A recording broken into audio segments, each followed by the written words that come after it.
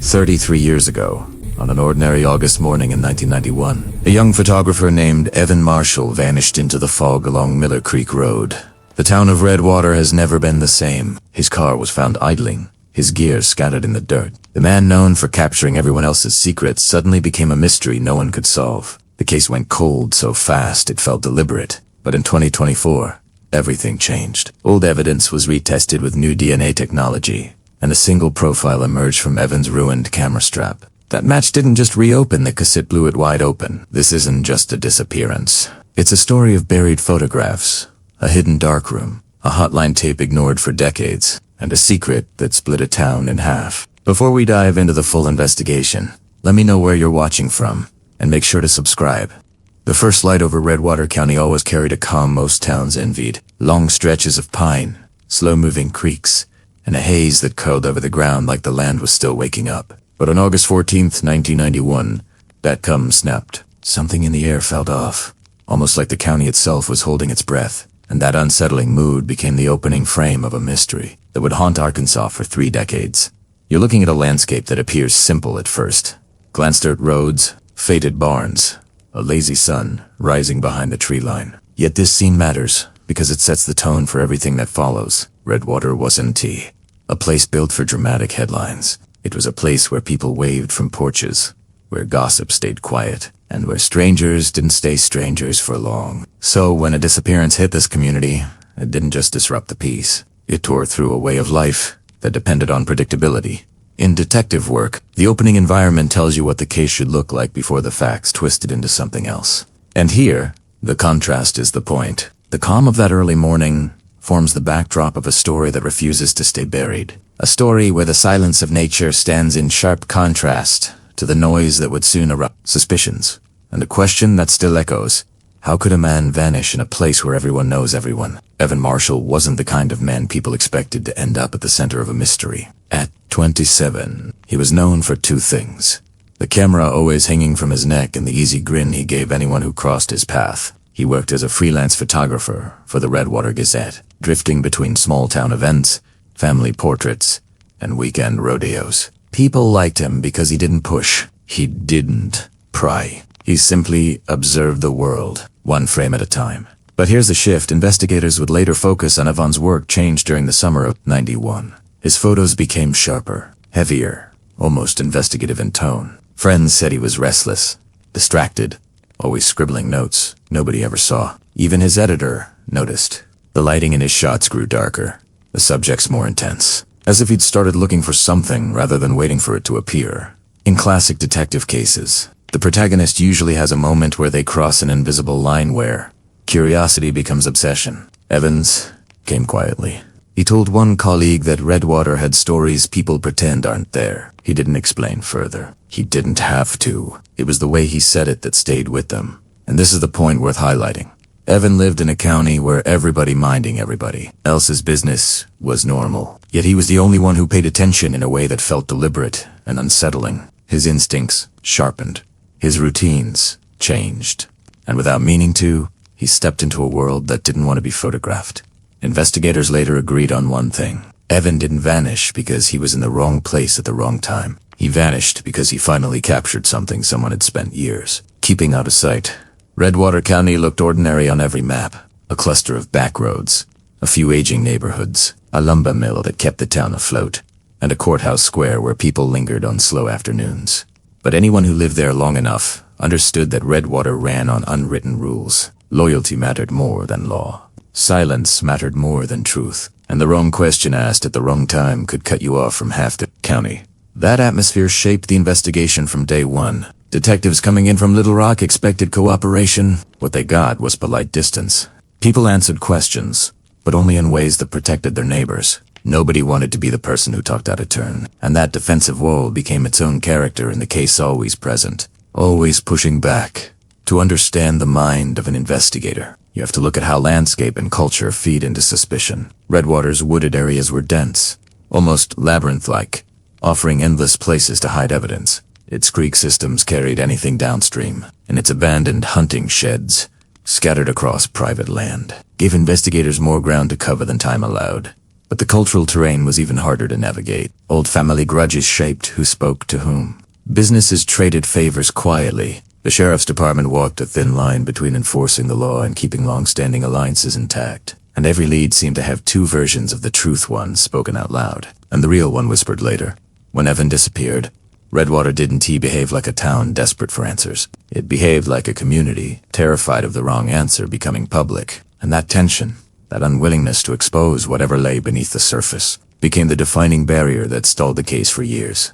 The call came in just after sunrise. A fisherman driving along Miller Creek Road noticed a car pulled awkwardly onto the shoulder. Driver's door cracked open. At first glance, it looked like someone had simply stepped away for a moment. But the longer he watched, the stranger it felt. The engine was cold. The radio was off. And the entire scene had a stillness that didn't match the morning traffic. Deputies arrived within minutes. Evan's camera bag lay on the ground beside the car, partially unzipped. A single roll of film sat inside, untouched. His notebook was wedged between the seats, open to a page with nothing but a timestamp written across the top. No names, no descriptions. Just 5:42 a.m., underlined twice. Miller Creek itself added another layer of unease. It was shallow enough to cross on foot, but wide enough to carry something downstream if someone wanted it gone. Investigators noted footprints near the water, though the morning dew blurred the outlines. They found no signs of a struggle, no dropped items, no traces of blood, just a quiet road, an abandoned car, and a silence that felt staged. And here's what caught detectives off guard. Evan never left his car unlocked, yet everything he owned was left behind in perfect view, as if whoever approached him didn't need to hide anything. The scene didn't elude it. It looked controlled, and that single detail shifted the case from a possible accident to something far more deliberate. In every disappearance, investigators faced the same early question. Did the person walk away, or did someone make that decision for them? With Evan Marshall, the debate started the moment his abandoned car became the focal point of the morning. Redwater deputies argued he might have run off to chase a story. They said photographers were unpredictable, driven by impulses no one else understood. But that explanation never sat right with the detectives brought in from Little Rock. Evan wasn't reckless. He wasn't careless. He lived by routine. Friends described him as methodical, almost obsessively so. He double-checked his batteries, his film, his shot list, even the angles he planned to shoot. Walking away without his camera gear would have been like a firefighter leaving a hose behind. It simply didn't fit. But the alternative raised an even darker possibility, one that split investigators into two camps. If Evan didn't leave willingly, someone had to get close enough to him without raising alarm. That suggested familiarity, trust, maybe even fear. Detectives studied the position of the car door, the footprints, and the stillness of the scene. None of it screamed panic. None of it pointed to a struggle. It was quiet, too quiet. The sheriff's department floated theories of a sudden emergency heat exhaustion, a medical episode, maybe a slip near the creek. But again, nothing matched the facts. All of Evan's belongings were placed in a way that felt intentional. His keys were still in the ignition, his film untouched, his notebook open to a timestamp that had weight behind it, even if no one knew why. And then came the uncomfortable angle. What if Evan had discovered something during his late-night photography outings? Something he wasn't supposed to see. Redwater County held its secrets tightly, but secrets don't stay buried without someone willing to bury them. As the debate escalated, so did the tension between agencies. One side clung to the possibility of voluntary disappearance. The other believed they were dealing with an orchestrated removal, quiet, calculated, and executed with a confidence that suggested the killer knew the terrain far better than the investigators who'd soon be chasing him. 6 months after the morning Evan disappeared, Redwater County's silence had hardened into something immovable. Leads had once felt promising, dried up. Tips dwindled, and the investigative team, once bolstered by urgency, found itself circling the same theories without gaining new ground, with no body, no motive, and no suspect who held up under scrutiny. The case slowly drifted toward the one fate detectives dread, the cold case shelf. The decision wasn't made lightly. Detectives submitted a 40-page summary that read like a puzzle with half the pieces missing. The car, the notebook, thick evidence that suggested careful planning, but lacked the element that could tie it together. Clear human fingerprint pointing to guilt. Eventually the file was boxed, labeled, and stored among dozens of other unsolved mysteries across Arkansas. Just As the investigation gained momentum, a new witness emerged, middle-aged drifter who claimed he had seen Evan alive 2 days after the official disappearance date. At first glance, his details seemed convincing. The color of Evan's jacket, the make of his car, even the direction he claimed Evan was traveling. His story injected fresh hope into the task force, suggesting Evan might have fled or gone into hiding. But something didn't sit right with Detective Keating. The man answered questions too smoothly, too confidently, as if when pressed for secondary details, street names, weather conditions, background sounds, his memory shifted. Small inconsistencies snowballed into contradictions. A deeper background check revealed a troubling pattern. The man had inserted himself into multiple high-profile investigations across the South over the past decade, offering information that turned out to be fabricated. Still, he insisted he was telling the truth. When investigators mapped his travel records, it became clear he wasn't even in Arkansas at the time he claimed to have seen Evan. Phone records placed him 300 miles away, and a surveillance photo from a gas station contradicted his entire timeline. The motive: public attention and a possible payout. The task force shut him down quickly, but the damage was immediate. Media outlets ran with the story before police corrected it, and online speculation exploded. Rumors of Evan staging his own disappearance or running off to expose a bigger conspiracy muddied the waters, threatening the credibility of the renewed investigation. Keating issued a rare, public statement.com but firm, clarifying the facts and reminding the community of the stakes. The false witness was removed from the narrative, but his interference reminded investigators of a hard truth. Every cold case has vultures circling it. This one was no different, and the distraction almost erased the clarity they desperately needed. This chapter marks the point where the investigation reached its emotional and analytical peak. By combining enhanced negatives from the hidden darkroom, restored GPS approximations from Evan's old car computer, and newly unearthed mill property security footage from 1991, detectives reconstructed Evan's final night with eerie precision. At 8:46 p.m., Evan photographed the abandoned sheds behind the Redwater lumber mill, shots matching the silhouettes seen on the developed negatives. At 9:12 p.m., his camera caught headlights sweeping across the far tree line. The angle suggested someone else was there. Watching. At 9:27 p.m., Evan's car moved slowly along the gravel service road. Turned and mapping showed he stopped twice, likely photographing something just off. Around 10 p.m., a security camera captured a blurry figure believed to be Evan near to Mills' north fence line. Moments later, 2 other figures appeared behind him. This was the first time investigators could establish near simultaneous movement between Evan and unknown individuals. The final time, stamped in 19 p.m., showed Evan's car exiting the millside road and turning toward Redwater Creek. No further movements were recorded. The reconstruction painted a chilling timeline. Evan wasn't lost, he was being followed. Detectives theorized Evan had uncovered a criminal exchange occurring on or near mill property, possibly tied to land deals, illegal waste disposal, or covert meetings involving influential families. The DNA match and hotline voice now made more sense. Evan was documenting something powerful enough to trigger retaliation. The emotional impact of the reconstruction hit the team hard. Seeing Evan's movements hour by hour, so deliberate, so careful, is like watching a story unfold in slow motion. Knowing the ending but unable to stop it, this was Evan's last recorded night. Everything after that remained in shadows. Armed with new detectives returned to Redwater Creek, one of the earliest search zones, in 1991. Technology had advanced. Ground-penetrating radar, drone-mounted sensors, and soil density imaging helped investigators scan terrain that search teams decades earlier could only walk through manually.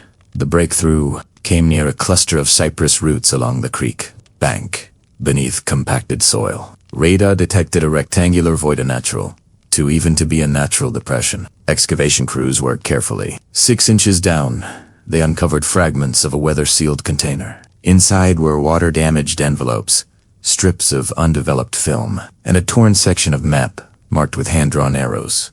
It was Evan's handwriting. The contents told a story he never lived to share. The map indicated multiple locations around the mill where Evan believed illegal activities were occurring. Some arrows pointed toward cabins owned by members of the politically connected family highlighted in the genealogical DNA report. This wasn't random documentation. It was evidence stash, and someone had tried to hide it. One envelope contained undeveloped film, strips badly degraded but partially Early scans revealed images of individuals near the mill at night, some matching the silhouettes from Evan's darkroom negatives. But the most damning discovery was a single, smudged photograph of a man standing beside a truck with a covered payload. His face wasn't clear, but his clothing and build matched the family member tied to both the DNA profile and the 1991 hotline voice. The discovery shifted the investigation from speculation to confrontation. Prosecutors were alerted. A grand jury request was drafted the same week. Redwater Creek, once dismissed as a dead search zone, had just given investigators the one thing this case never had: physical proof. And for the first time in 33 years, the truth was no longer buried. With DNA, the hotline tape, and the buried evidence finally pointing toward a specific suspect, the Arkansas Bureau of Investigation made its move. The man, now in his mid-60s, had lived quietly on the outskirts of Redwater, keeping a low profile and avoiding public scrutiny. But careful surveillance revealed patents late-night drives to abandoned properties, clandestine meetings with younger relatives, and attempts to erase digital and physical records. Detective Lauren Keating led the interrogation. The room was small, sterile, and oppressive, the kind of place where silence amplifies every movement, every breath. The suspect arrived with his attorney, posture defensive but composed. At first, he denied everything. Any connection to Evan, any presence at the mill, any knowledge of the photographs. His voice was steady, rehearsed, almost chilling in its calm. But the investigators had more than words. They presented the DNA match, the recovered darkroom negatives, and the strips of film buried near Redwater Creek. Each piece of evidence tightened the noose, leaving him with shrinking options. His composure began to falter as Keating walked him through the timeline, hour by hour. Photographs were displayed, angles highlighted, movement patterns traced, each detail erasing any semblance of alibi. Then came the pivot, the restored hotline recording played in the room. The tremor in the caller's voice was unmistakable, and the suspect's eyes flickered. For decades, he had counted on the gaps in technology, the decay of human memory, and the small-town wall of silence. But the new evidence rendered all of that obsolete. Under pressure, cracks appeared. His narrative shifted from outright denial to evasive suggestions. Someone else must have handled it. Someone else took the film. Someone else had motives. Every dodge only confirmed investigators' suspicions. He knew more than he admitted. The interrogation lasted hours. By the end, the suspect's defensive walls had eroded enough to admit partial truths, enough to connect him directly to the events surrounding Evan's disappearance. For the first time, the story could be told with clarity. The who, the where, and the why were no longer abstract theories but concrete, legally actionable facts. The arrest was planned meticulously. Arkansas Bureau agents coordinated with local law enforcement to avoid tipping off the suspect. Surveillance confirmed he had returned to a property near Miller Creek, the same zone that had been central to Evan's last known movements. Vehicles surrounded the area, officers in plainclothes stationed along likely escape routes, and helicopters hovered overhead for the first time in decades above the quiet woods. When the suspect arrived at his cabin, he noticed the presence of law enforcement immediately. Panic flickered in his eyes, brief but unmistakable. Detective Keating approached, presenting identification and authority. She read the arrest warrant slowly, deliberately, ensuring he understood the weight of 33 years of investigation converging in this moment. The suspect didn't resist, but he didn't speak either. Handcuffs clicked around his wrists. Every officer present felt the tension. This wasn't just another arrest. This was the culmination of decades of unanswered questions, rumors, and sleepless nights for Evan's family and for the Redwater community. Cameras from news crews captured the moment, a surreal juxtaposition of decades-old shadows meeting modern scrutiny. In the interrogation room, the suspect finally broke down. He described how he and a small group had intercepted Evan after the photographer documented illicit activity at the mill. Fear, control, and the desire to protect a family legacy drove their decisions. He confessed to ensuring Evan could not continue photographing, placing the camera and film in ways meant to mislead future investigators. And then, in a chilling admission, he explained the deliberate placement of his own DNA and other traces to obscure responsibility. For the first time, investigators could fully connect the physical evidence, timelines, darkroom negatives, and hotline recordings with confession. The case was no longer a cold file. Redwater County's long-held silence shattered under the weight of truth. The trial moved quickly. 33 years of uncertainty, fear, and speculation condensed into courtroom proceedings that would finally place facts over rumor. Photographs from Evans' darkroom, digital reconstructions of his final movements, and forensic evidence became central exhibits. Witness testimony, including the mechanic and other previously overlooked residents, corroborated timelines, clarifying every step in Evans' last hours. The suspect's partial confession, combined with the physical evidence, led to a conviction on multiple counts, including manslaughter and obstruction of justice. While nothing could undo the trauma, it provided a tangible sense of closure to Evans' family, who had spent decades oscillating between despair and hope. They were able to reclaim his story, piece together his final movements, and honor his courage as a photographer who sought the truth in a town designed to hide it.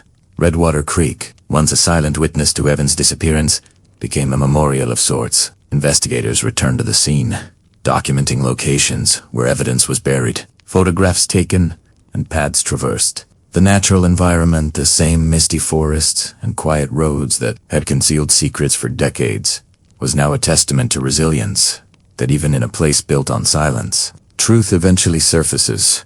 The final image the investigation left behind was symbolic, a restored photograph from Evans' hidden darkroom, capturing the morning light along Miller Creek Road, empty yet alive. It represented both the innocence lost and the clarity finally achieved. The light breaking through the trees mirrored the case, itself long obscured by shadows. Now, fully illuminated. For Detective Keating and her team, the story reinforced a truth all investigators know. Cold cases never truly die. They linger, waiting for the right tools, the right minds, and the persistence necessary to bring justice to those who were silenced. Redwater County had endured decades of suspense, but in the end, the long arc of investigation proved that patience, modern forensics, and relentless pursuit of truth could outlast even 33 years of concealment.